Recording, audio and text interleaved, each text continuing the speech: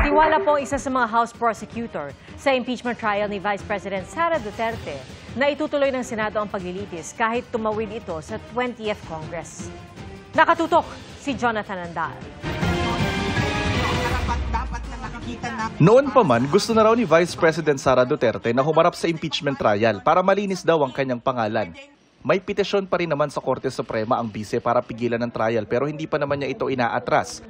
How am I preparing myself mentally and emotionally? Well, emotionally, I don't feel anything at all anymore about the impeachment. Ikinuwento yan ng bise habang nasa Hague, the Netherlands. Tinanong din ng bise tungkol sa pahayag niya noon na gusto niyang magkaroon ng paglilitis dahil gusto niya ng anyay bloodbath. We have always said that the impeachment is a political persecution. If it's a persecution, it's some sort of crucifixion against me. When there's a crucifixion, there's blood. So it's a bloodbath, my bloodbath.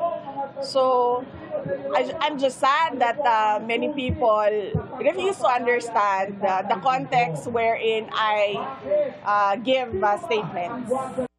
Ang pagkumpara ng bise ng kanyang impeachment trial sa crucifixion o pagpapapako sa krus, tinawag ng isa sa mga lider ng Kamara na drama lang. Hindi kailangan ng drama dito. We don't even have to resort to language such as that. Kung naniniwala ang ating Vice Presidente at ang kanyang mga kakampi na wala silang kasalanan, na wala silang pananagutan, iharapin nilang.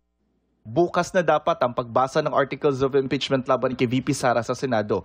Pero dahil uunahin daw muna ng Senado ang mga nakabinding panukalang batas, inusog ito sa June 11, 2 araw bago ang sine die adjournment ng 19th Congress sa June 13.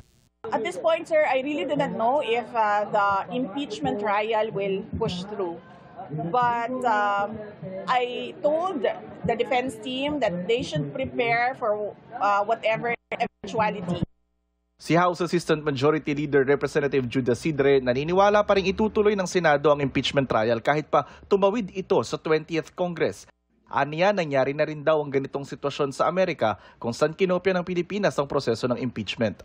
Pinakakilala doon si President Bill Clinton na impeach sa isang kongreso at nagkaroon ng trial sa kabilang kongreso.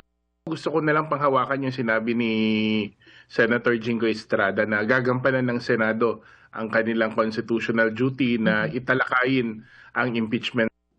Para sa GMA Integrated News, Jonathan Andal, Nakatutok, 24 Oras.